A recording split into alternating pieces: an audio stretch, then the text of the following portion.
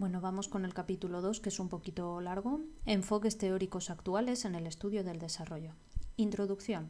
Existe un enfoque teórico en la psicología evolutiva del siglo XX, el enfoque computacional, que no tiene su origen inmediato en el estudio del desarrollo, sino en una perspectiva general, tratando de establecer los procesos y mecanismos que utiliza la mente. Por otro lado, las teorías neopiagetianas utilizan las herramientas conceptuales del enfoque computacional al mismo tiempo que mantienen una concepción del desarrollo de raigambre piagetiana porque postulan la existencia de estadios. Teorías simbólicas del procesamiento de información. Origen y conceptos básicos. En los años 50, en la psicología norteamericana hasta entonces dominaba el conductismo. Desde la Segunda Guerra Mundial se produjeron determinados desarrollos científicos y tecnológicos que facilitaron la llamada revolución cognitiva, destacando aportaciones confluyentes de Claude Shannon con su teoría matemática de la información en la comunicación y de Norbert Wiener con el estudio de los sistemas de autorregulación y la aparición de la cibernética.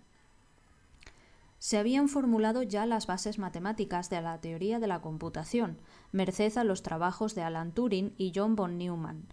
En los años 30, Turing, un matemático inglés, propuso la noción de una máquina simple capaz de realizar cualquier tipo de cálculo con una memoria ilimitada. La máquina de Turing se convirtió en el modelo teórico básico de los ordenadores. Todo lo que puede ser computado por un programa de ordenador puede serlo también por la máquina de Turing. Este formuló la idea de que la mente humana podía ser considerada como un dispositivo computacional al considerar únicamente los rasgos funcionales lógicos, pero no su base fisiológica. Von Neumann formuló la idea de un programa almacenado en el ordenador, lo que facilitó la construcción del primer computador digital a principios de los años 50. McCulloch y Pitts, en 1943, demostraron que unos modelos lógicos llamados redes neuronales, que recogían analógicamente algunas de las características del funcionamiento del cerebro humano, poseían las mismas propiedades computacionales que la máquina de Turing. Desde la lingüística, los trabajos de Noam Chomsky sobre las gramáticas generativas mostraron la incapacidad de las gramáticas probabilísticas para dar cuenta de la complejidad del lenguaje humano. Chomsky sostenía que las concepciones conductistas eran incapaces de dar cuenta de la creatividad lingüística y menos aún de explicar cómo los niños pueden adquirir el lenguaje mediante leyes asociativas. La psicología asociacionista sostenía que se habían simplificado demasiado el campo de estudio de la psicología y que la denostada caja negra y en particular la mente, la conciencia y el pensamiento formaban parte inexcusable de la psicología. De esta manera, la revolución cognitiva y el procesamiento de información mantenían una cierta continuidad con el conductismo. A finales de los años 50, los primeros estudios de psicología cognitiva pusieron de manifiesto dos características del sistema humano de procesamiento de información: su carácter limitado y estratégico. George Miller, en su artículo El mágico número 7 más o menos 2, mostró las limitaciones de nuestro sistema de procesamiento, estableciendo un número máximo de elementos que pueden procesarse a la vez. A esto se une la limitación en la velocidad de procesamiento de las conexiones nerviosas. El carácter estratégico de solución de problemas. Brunner, continuando una tradición de estudio de la Gestalt, comprobó que el sujeto trata de superar las limitaciones de capacidad y velocidad de procesamiento, dando respuestas rápidas y acertadas en situaciones cognitivamente complejas. El enfoque computacional ve al ser humano como un sistema que codifica, almacena y recupera información. George Miller, en 1984, decía que los seres humanos pertenecemos a la clase de los informávoros, como los ordenadores, caracterizada por la capacidad y necesidad de consumir y procesar información del medio, que es transformada y convertida en símbolos o representaciones posteriormente manipuladas. No es una reacción a los estímulos de la realidad, sino que surge de las representaciones y es fruto de la manipulación. Herbert Simon y Allen Newell, fundadores del campo de la inteligencia artificial, publicaron en 1972 Human Problem Solving, donde mostraban cómo la inteligencia humana podía ser estudiada desde una perspectiva funcional, no fisiológica, mediante el análisis de los heurísticos. comprobaban la explicación teórica propuesta utilizando para ello la simulación computacional, que permite comparar la actuación humana con la del ordenador. Newell y Simon interpretaron la teoría piagetiana sobre el desarrollo intelectual y en particular la noción de estadios del desarrollo, utilizando las herramientas conceptuales del procesamiento de la información. Herbert Simon, resumido. El concepto de estadio implica un sistema dinámico que experimenta cambios regulares en el tiempo.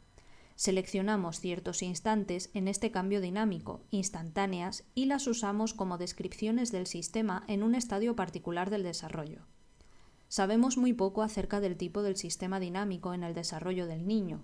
No sabemos si la transición es continua o abrupta. Una vez hayamos descrito un estadio particular mediante un programa, nos enfrentaríamos a tener que descubrir qué mecanismos de procesamiento son necesarios para simular los cambios evolutivos y las transiciones, descubrir cómo modificaría el sistema su propia estructura. La teoría tendría dos partes, un programa para describir la actuación en un estadio y un programa de aprendizaje que gobierne la transición de un estadio a otro. Heurístico. Procedimiento mental o modo de operar para resolver problemas complejos rápidamente mediante una regla simple, al contrario que los algoritmos, pero que puede llevar al error. En este temprano texto se formula de forma explícita el programa de investigación que los investigadores evolutivos de Carnegie Mellon, entre ellos principalmente David Clark y Robert Siegler, han estado desarrollando durante las últimas décadas. El enfoque computacional plantea desde sus inicios la importancia de la formulación de las teorías en forma de modelos computacionales que permitan simular la actuación de los sujetos. Los sistemas de producciones. David Clark, en 1980-1984, en su concepción sobre el desarrollo intelectual, postula una estructura cognoscitiva, mediante el formalismo propuesto por Newell y Simon en 1972. Los sistemas de producciones. La arquitectura o estructura cognitiva básica no cambia con la edad, sino que se producen cambios cuantitativos explicados mediante la capacidad de automodificación del propio sistema. Una producción es una regla condición-acción, es decir, a partir del cumplimiento de una determinada condición, establece la realización de una determinada acción. Un sistema de producciones actúa mediante el ciclo reconocer-actuar. Reconocimiento. Se comparan las condiciones de las producciones con el estado vigente de conocimiento del sistema. Si se cumplen todos los elementos de la condición de una producción, entonces se enciende la producción, se produce la acción prevista. Acciones. Pueden modificar el estado de conocimiento del sistema, añadiendo, eliminando o cambiando los elementos existentes. También pueden corresponder a interacciones perceptivas o motoras con el ambiente. Una descripción de los resultados encontrados en la tarea de la balanza por Inelder y Piaget en 1955, así como la explicación ofrecida por Clark y Siegler en 1978, sirvió de base a la simulación computacional mediante las reglas de producción. Cuadro 2.1. Descripción y resultados evolutivos en la tarea de la balanza. Los niños tienen que predecir el comportamiento de la balanza en función de los pesos en cada brazo y la distancia del fulcro o punto de apoyo. Deben decir si se inclinará un brazo u otro o se mantendrá en equilibrio y explicar su respuesta. Inelder y Piaget utilizaron esta tarea para comprobar los cambios del pensamiento infantil entre los 5 y los 15 años, desde el pensamiento preoperatorio, pasando por el pensamiento operatorio concreto, hasta el periodo de las operaciones formales. Según la teoría piagetiana, los niños de 5 años muestran un conocimiento rudimentario del problema, siendo capaces de lograr el equilibrio de la balanza en forma no sistemática, mediante la colocación de pesos iguales en ambos lados. A los 10 años, en el periodo operatorio concreto, buscan el equilibrio igualando dos pesos desiguales mediante su colocación a diferentes distancias del fulcro. A partir de los 12 años, en el inicio del estadio formal, los niños descubren la ley de la balanza a través del cálculo del producto de los pesos por las distancias. Siegler y Clark propusieron la existencia de 4 reglas o modelos. Modelo 1. Los niños basan sus juicios en el número de pesos a cada lado del fulcro. Si es el mismo, los niños dirán que la balanza se equilibrará, si no, dirán que el lado con más peso bajará. Modelo 2.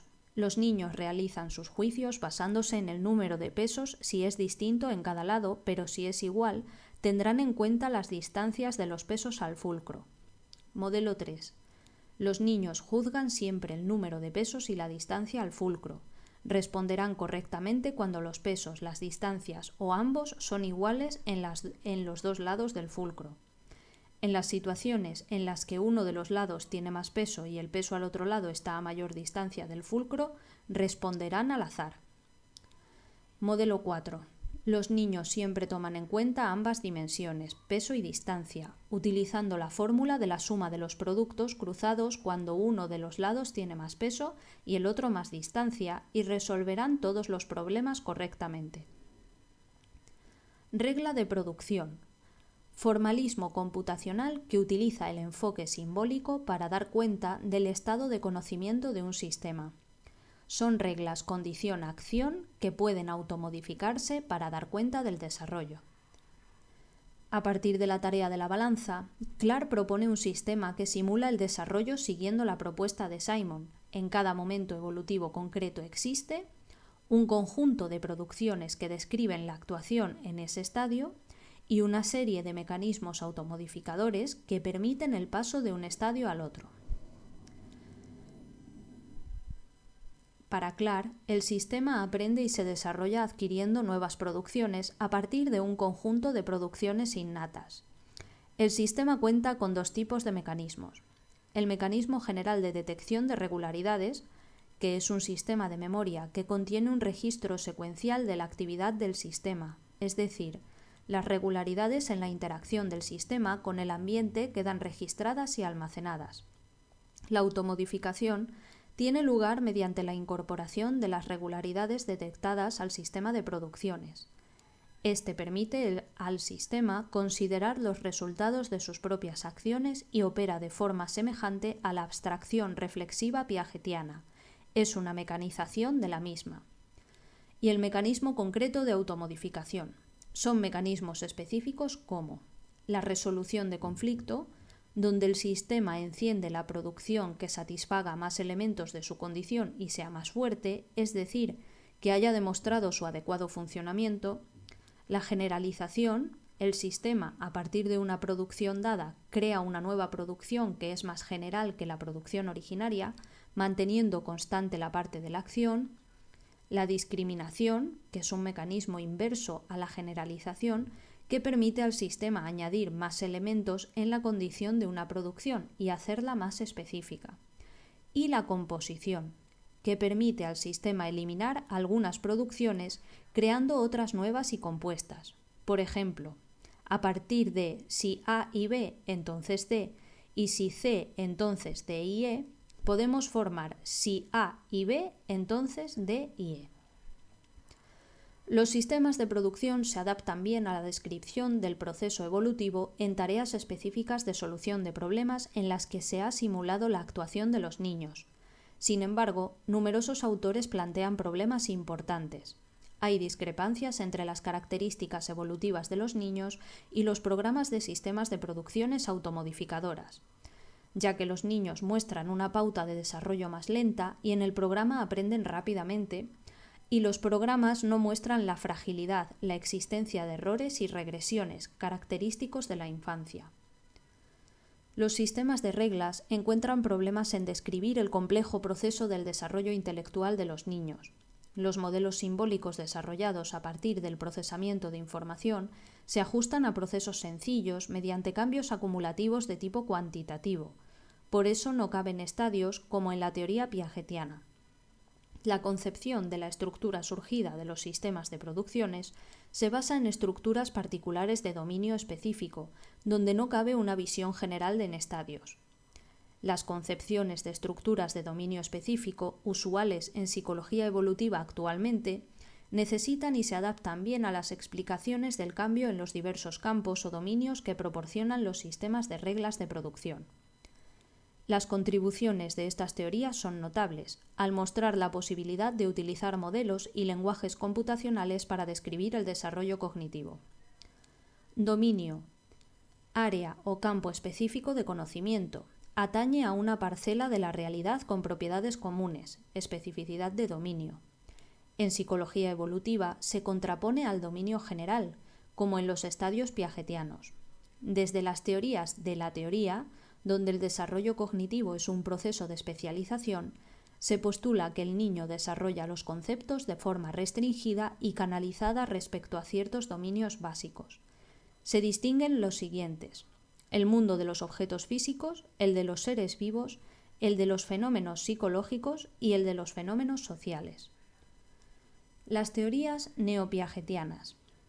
Los rasgos que comparten las teorías neopiagetianas con la de Piaget son la concepción constructivista del desarrollo, que es el sujeto quien construye activamente su propia comprensión del mundo, y la defensa de que el desarrollo cognitivo muestra un patrón general común a diferentes campos o dominios, que puede ser caracterizado mediante la existencia de cambios estructurales y estadios.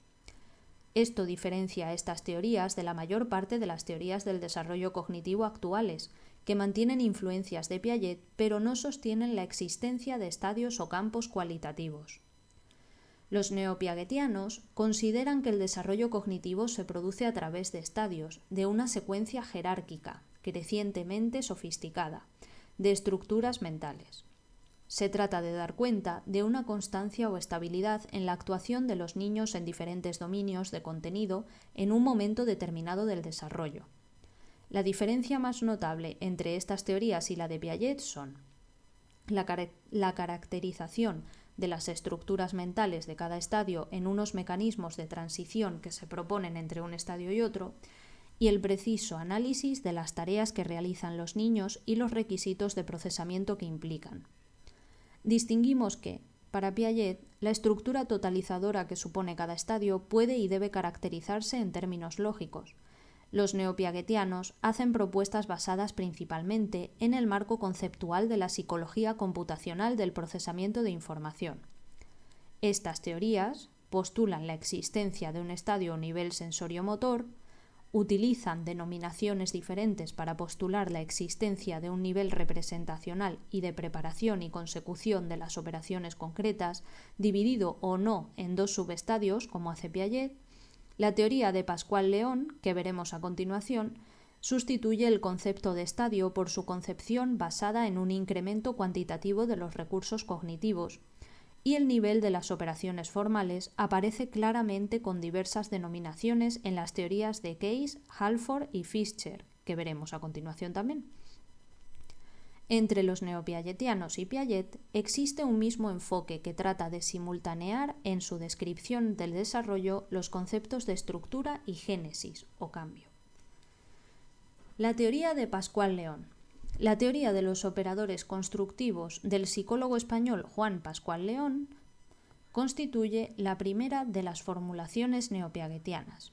Trata de integrar la perspectiva constructivista y el concepto de estructura piagetiano, con el uso de herramientas conceptuales del enfoque del procesamiento de información y las diferencias individuales entre los sujetos. Parte del concepto de esquema, igual que Piaget, como unidad psicológica básica que posee el sujeto y que media su interacción con el mundo. Los esquemas actúan en diversos ámbitos, el perceptivo, motor, afectivo y cognitivo, y para definir el concepto, Pascual-León utiliza las categorías del enfoque computacional, donde un esquema contiene dos componentes básicos: el componente desencadenante, constituido por el conjunto de características o condiciones que producen la activación del esquema, y el componente efector, que especifica el conjunto de acciones internas o conductuales a realizar. Estos esquemas pueden ser activados siempre que se den las condiciones desencadenantes y permiten construir una representación del medio o realizar acciones externas o interiorizadas, operaciones. Los activadores de esquemas u operadores constructivos son factores latentes u ocultos que aumentan el peso de activación de los esquemas y tienen una base neurofisiológica. Pascual-León considera que estos determinan la conducta del sujeto y pueden ser afectivos, perceptivos e intelectuales. El más conocido es la energía mental o espacio mental M, que sería la capacidad atencional que utiliza el sujeto y que determinará el número de esquemas que podrá aplicar en un momento dado, correspondiéndose con la memoria operativa del P1 y, según Pascual León, es el responsable de los cambios que se producen entre unos estadios y otros, ya que aumenta con la edad. La transición entre los estadios de Piaget quedaría explicada en función del aumento cuantitativo del espacio mental M. Luego tenemos la tabla 2.2. El poder máximo de M está constituido por una constante E y una variable que aumenta con la edad por la maduración del sistema nervioso. E se refiere a la capacidad mental desarrollada en el periodo sensoriomotor necesaria para almacenar las instrucciones de la tarea y desarrollar una estrategia o esquema ejecutivo que permita resolverla. El otro valor aumenta de 1, 3, 4 años a 7 en los 15-16 años, indicándonos el número de esquemas o unidades de información que el sujeto puede manejar simultáneamente.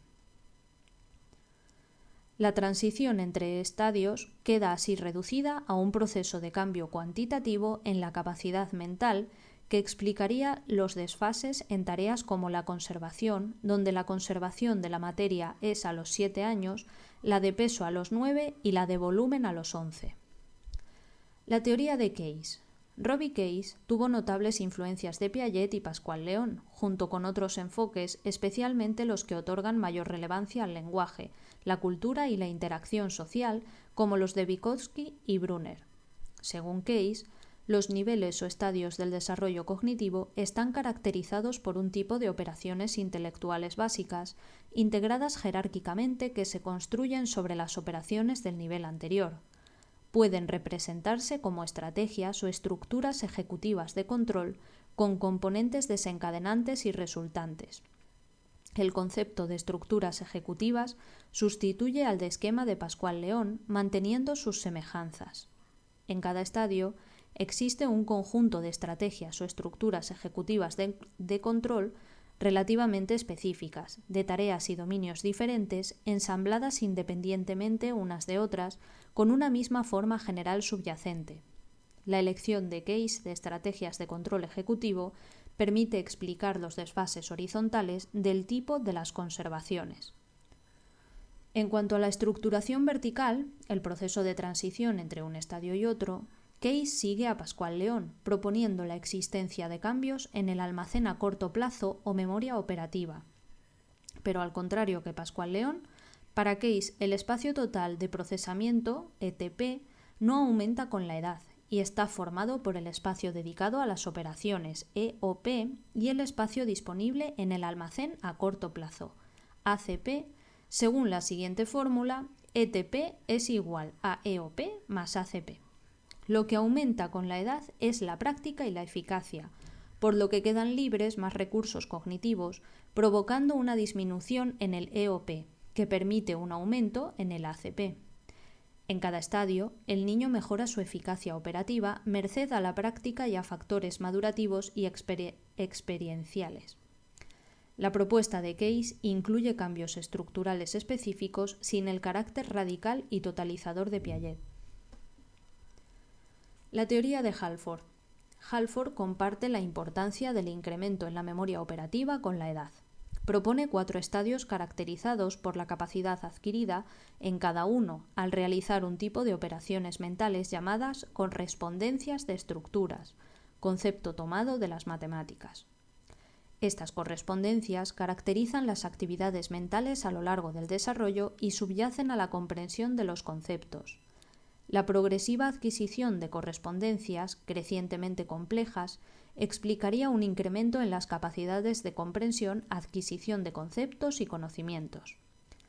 El desarrollo intelectual depende básicamente del incremento en la capacidad de procesamiento de las operaciones, que no ocurre de forma abrupta, sino gradual y paulatina, y es fruto de la maduración del sistema nervioso más que de la eficacia operacional.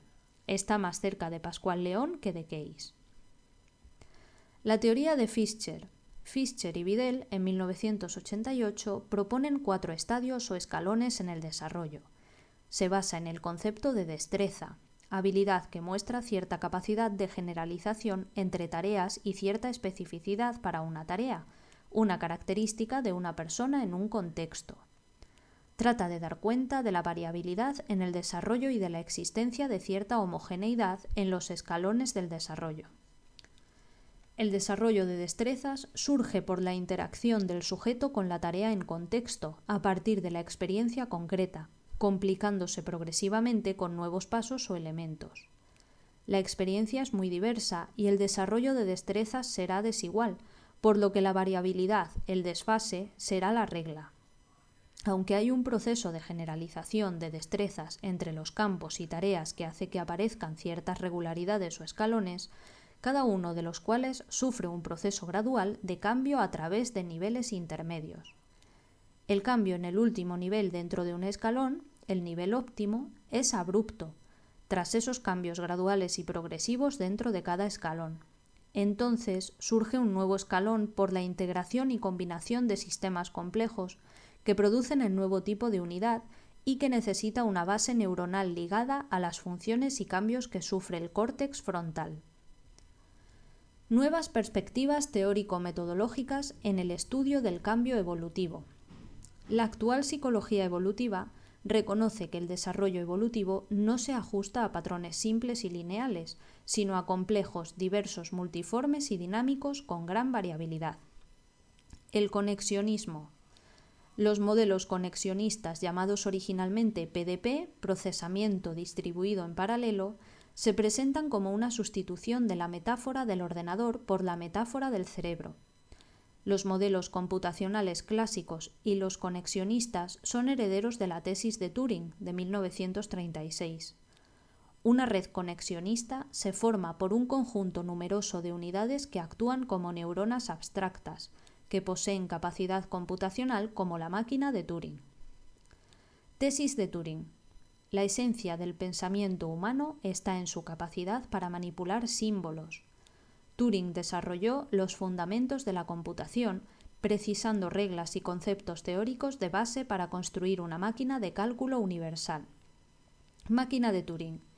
Dispositivo abstracto capaz de realizar cualquier tipo de cálculo y con memoria ilimitada. Es el modelo teórico de los ordenadores y merced a la metáfora del ordenador de la mente. Características fundamentales de los modelos conexionistas. Comparten 4 principios. 1. La operación computacional básica de una red conexionista implica una neurona que transmite información relativa a la suma de señales recibidas de otras neuronas. 2. El aprendizaje cambia la fuerza de las conexiones entre neuronas y su influencia sobre otras. 3. Los procesos cognitivos implican que la computación está esencialmente ejecutada en paralelo por gran cantidad de neuronas.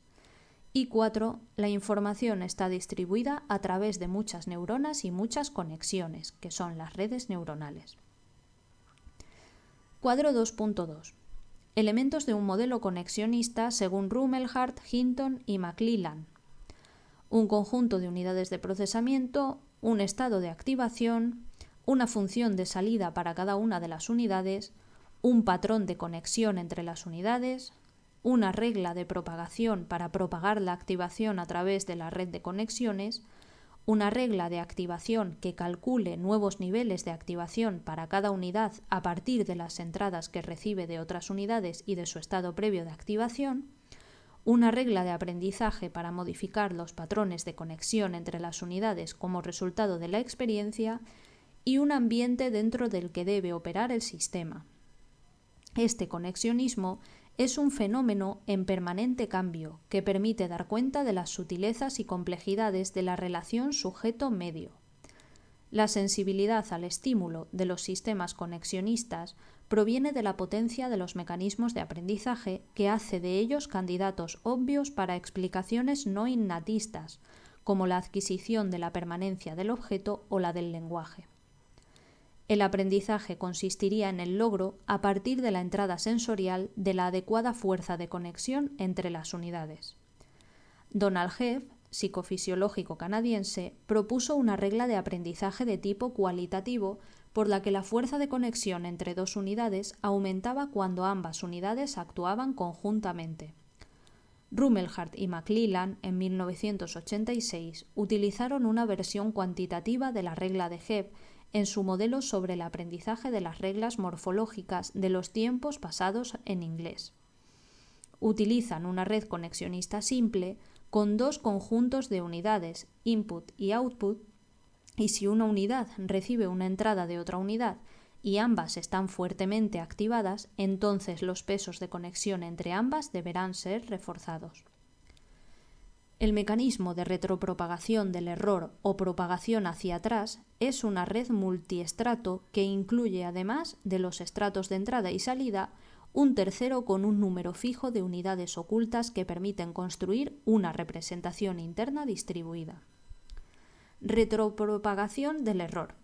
Algoritmo de aprendizaje supervisado que permite realizar clasificaciones no lineales de los patrones de entrada a través de la regla delta generalizada, que asigna a cada unidad oculta una medida promedio de su responsabilidad en el error que cometen las unidades de salida a las que están conectadas.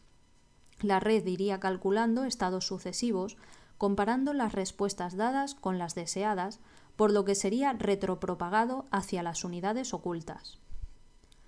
El procedimiento de aprendizaje que utiliza la retropropagación llamado regla delta generalizada de Rumelhart, Hinton y Williams en 1986 permite ajustar los pesos de las conexiones al estimar la discrepancia entre la salida real y la salida esperada. La idea es que actúa hacia atrás, modificando los pesos de conexión en el estrato de salida, lo que permite calcular las modificaciones en el estrato de unidades ocultas, que finalmente permite ajustar los pesos en el estrato inicial de entrada. Este mecanismo se puede enfrentar a casi cualquier tarea de aprendizaje, a pesar de las críticas recibidas. Simulación conexionista de los estadios evolutivos. La idea clave en la simulación de los estadios evolutivos es que los cambios podrían afectar no solo a la dinámica de las representaciones, sino a la dinámica de los mecanismos de aprendizaje, a la capacidad para aprender. Además, podrían deberse a una relación sinérgica entre la entrada, los cambios internos y los procesos madurativos. McClellan, en 1989, abordó la clásica tarea de la balanza con una red multicapa con retropropagación. La arquitectura era fija y se habían prefijado un grupo de unidades para recibir la información sobre el peso y otras para recibir la información sobre la distancia. Los modelos basados en reglas de producción tenían dificultades para explicar la progresiva gradación del cambio en las codificaciones. Esta simulación reflejaba cómo el progreso va de una fase inicial en la que el sujeto selecciona o codifica la dimensión más saliente, el peso, sin considerar la distancia, hasta sucesivas etapas en las que ambas dimensiones van siendo consideradas en la solución de la tarea. La red muestra cambios dinámicos en el tipo de representación. Recibió diversas críticas. Si las dimensiones peso y distancia estaban prefijadas y la arquitectura era fija, entonces los cambios eran solo cuantitativos, combinaciones más o menos afortunadas de los descriptores o hipótesis previas del sistema, el peso y la distancia. En este sentido, no podían ser interpretados como una solución que construyese nada nuevo. Y a pesar de la potencia lógica de la red, esta no conseguía un ajuste óptimo con las conductas exhibidas por los sujetos. La simulación fallaba en el ajuste con el modelo 4, propuesto por Siegler, y no se mostraba capaz de simular los aspectos cualitativos del modelo 3. Concretamente, cuando un lado tiene mayor peso y el otro lado tiene mayor distancia, los niños ofrecen respuestas al azar. Las redes constructivistas responden a estas críticas. Mareschal y Schulz, en 1996, proponen los algoritmos generativos para dar cuenta de los cambios cualitativos. Se aplican en redes con un diseño inicial determinado. Por ejemplo, la red parte de una disposición equivalente a una red de dos estratos, bicapa, es decir, que no contendría unidades ocultas, sino de entrada y salida. Entonces, Los procesos de asimilación se representarían por situaciones en las que la red consigue generalizar una entrada novedosa a un patrón ya existente, y cuando los esquemas previos son insuficientes para dar una respuesta, el algoritmo generativo permite añadir nuevas estructuras incorporando unidades ocultas, lo que cambia el poder representacional de la red y permite construir un nuevo dispositivo. Esta simulación permite superar problemas como con las reglas 3 y 4 de la tarea de la balanza y no necesita una preespecificación de unidades dedicadas al peso y otras a la distancia, sino que descubriría por sí sola qué regularidades hay que resolver en la tarea. Estas redes constructivistas permiten la adición de estructuras ajustándose a las demandas exigentes del ambiente, sin contar con representaciones innatas preespecificadas. Los factores ambientales y los procesos madurativos actúan sinérgicamente, explican el desarrollo desde un punto de vista plenamente interactivo. Su competencia lógica y su topología final serán consecuencia directa de la interacción red-ambiente. Aportan una medida cuantitativa del progresivo incremento del poder computacional del sistema de procesamiento, el número de unidades ocultas. Proporcionan nuevas hipótesis sobre los cambios y su aparición durante el desarrollo, la naturaleza del desarrollo. Además, modela fenómenos cuantitativos de cambios en nuestros conocimientos y modela fenómenos cualitativos de cambios en los mecanismos de aprendizaje. La perspectiva de los sistemas evolutivos dinámicos. Es una línea de pensamiento tradicional en ciencias naturales, física, biología, también aplicado al estudio del desarrollo humano en un marco multidisciplinar. Teoría de los sistemas dinámicos. Se interesa por el estudio de los procesos de cambio no lineal durante el desarrollo por interacción de sistemas complejos. Teoría de los sistemas dinámicos. Herramienta teórico-metodológica. Proporciona principios generales para conceptualizar y formalizar las complejas interrelaciones entre los componentes de un sistema desde su evolución temporal. Sistemas dinámicos se refiere a ecuaciones matemáticas que describen el comportamiento y evolución de sistemas. Para el desarrollo psicológico sería un conjunto de procesos que se van construyendo y articulando a sí mismos en niveles de organización. Cambio no lineal. El desarrollo puede verse como una secuencia reiterativa de cambios, una alternancia entre configuraciones estables y periodos inestables. Los sistemas no lineales son de carácter abierto, porque mantienen un rico intercambio con el medio y sus componentes pueden reorganizarse libremente mediante reconfiguraciones globales. Complejidad y autoorganización. Un sistema complejo es un conjunto de componentes que interactúan entre sí y su medio. Será un sistema dinámico cuando los componentes se afectan modificándose unos a otros en el tiempo. Por ejemplo, un ecosistema en el que plantas y animales interactúan y se influyen mutuamente. Todo ser vivo es un sistema complejo, como también lo es el cerebro humano, que a medida que evoluciona producen orden y estructura. Esta idea viene del campo de la química por Ilya Prigogine y es exportable al desarrollo psicológico. La teoría de Piaget es un ejemplo de cómo el desarrollo de la inteligencia genera estructuras cognitivas que emergen gracias a procesos de autoorganización a través del factor de equilibración. Van Geert dice que la autoorganización es el resultado del funcionamiento del sistema que genera nuevos estados, lo que explica cómo se produce en el desarrollo la creación de la novedad.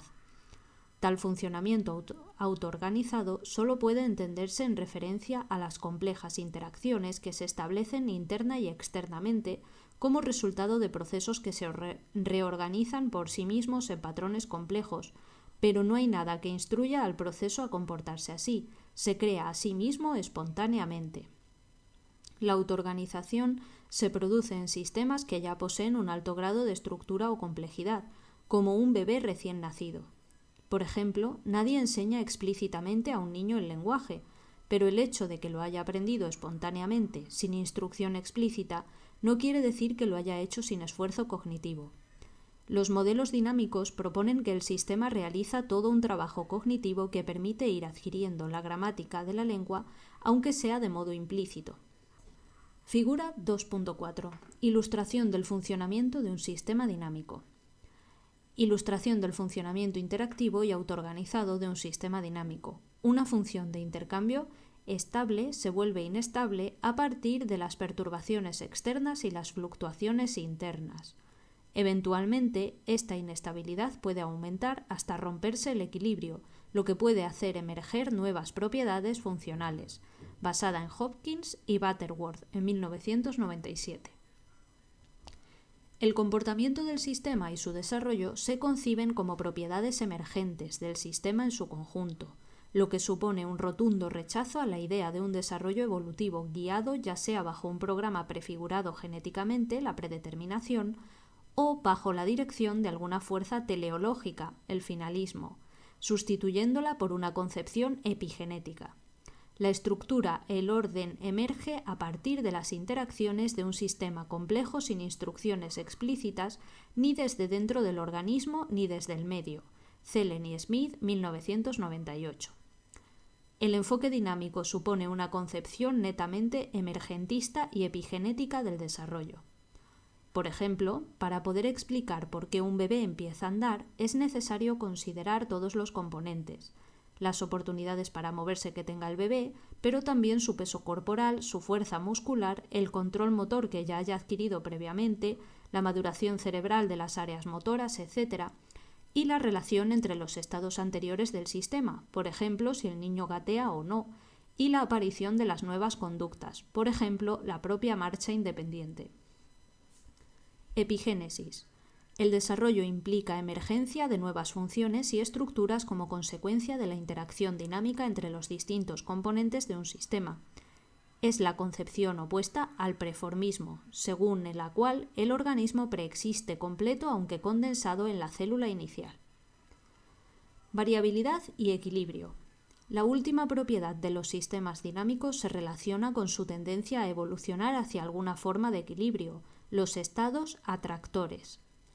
Se podría pensar en que el nivel adulto de conocimiento gramatical es un estado atractor o estable como un hito importante al que se orienta de modo no intencional e implícito el sistema. Pero a diferencia de Piaget, los modelos dinámicos contemplan, enfatizan y promueven el estudio de la variabilidad, tanto inter como intrasujeto, en el desarrollo y adquisición de las distintas funciones psicológicas.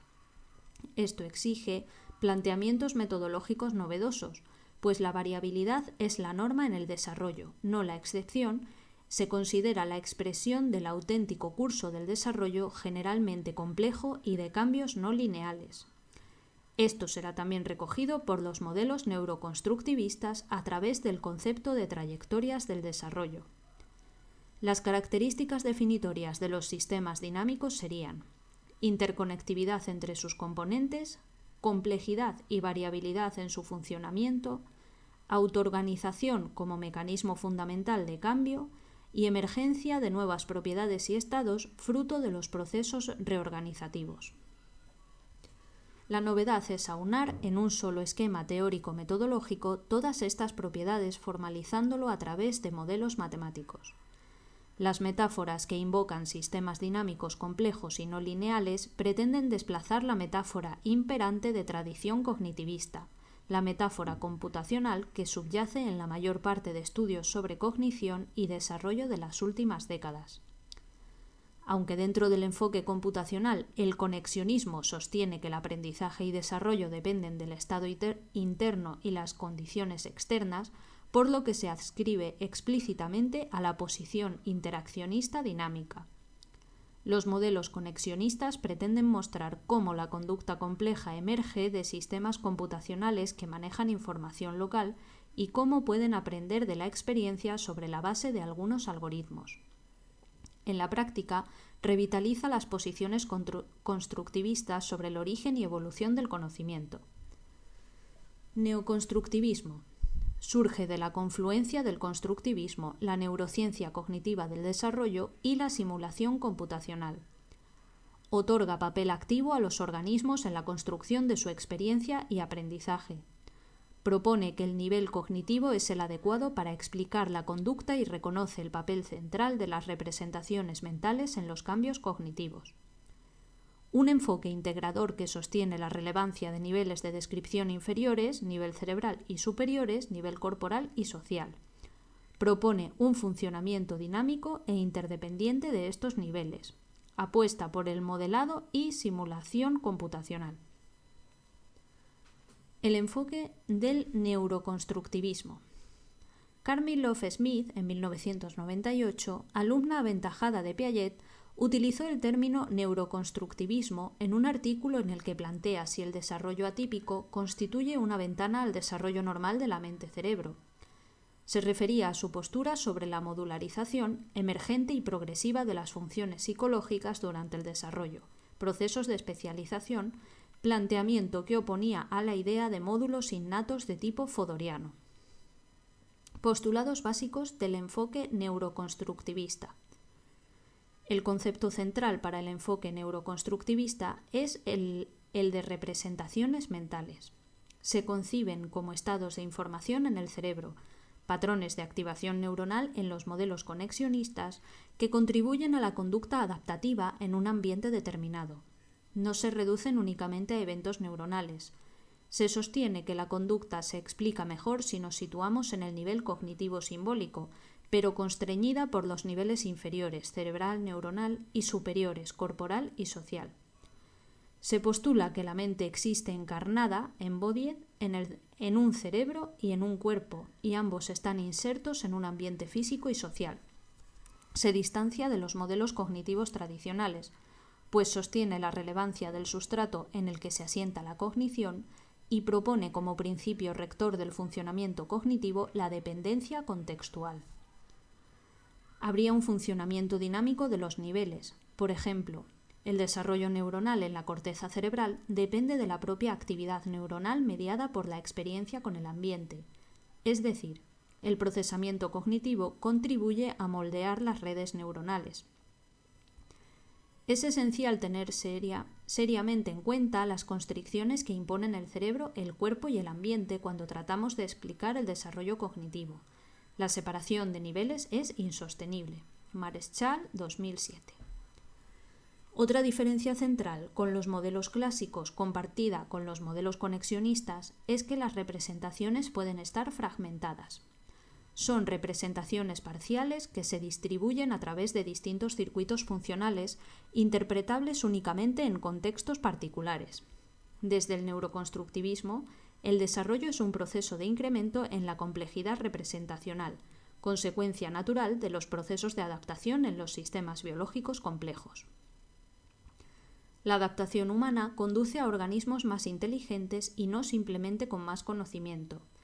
El neuroconstructivismo implica la creación de habilidades cognitivas nuevas y no simplemente el mejor uso de habilidades preexistentes. Mareschal, 2007. El neuroconstructivismo plantea una crítica a los modelos computacionales clásicos, que conciben las representaciones mentales como producto de la abstracción de las propiedades del ambiente, ignorando las restricciones derivadas del hecho de que la mente está encarnada y situada en un contexto. Es incluso más grave cuando se adopta una perspectiva evolutiva porque en el desarrollo temprano el sistema motor está todavía inmaduro. Por tanto, solo permite un cierto subconjunto de posibles acciones y de este modo limita el espacio de posibles soluciones a las que el niño puede llegar. Mareschal, 2007. Se propone el concepto de interdependencia, interrelación y dependencia dinámica entre cerebro, cuerpo y ambiente, que reclama una colaboración interdisciplinar no siempre viable.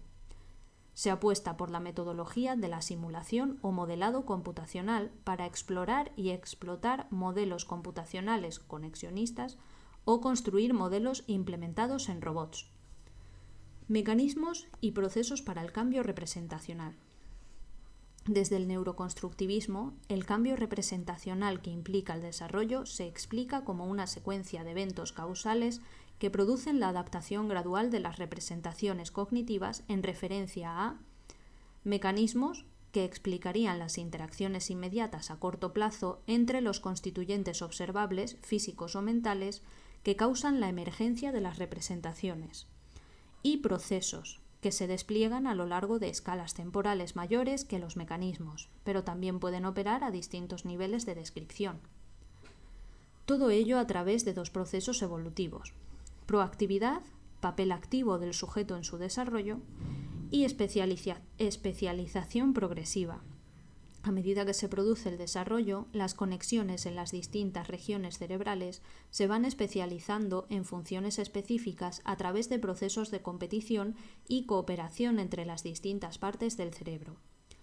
El resultado sería una pérdida de plasticidad, pero un aumento de la eficacia en el procesamiento de un tipo de estímulos de clara relevancia en el desarrollo, como por ejemplo los rostros humanos o el lenguaje. Los bebés distinguen entre un conjunto muy amplio de contrastes fonéticos, incluso no observados en su lengua materna. Un bebé japonés distingue y discrimina los fonemas R y L, que no existen en su lengua, pero entre los 6 y 10 meses pierde esta capacidad y se especializa en los contrastes propios del japonés. El compromiso neuronal y cognitivo en el procesamiento de los fonemas facilita el funcionamiento perceptivo, pero disminuye la atención hacia determinados fonemas. La ventaja evolutiva es la especialización.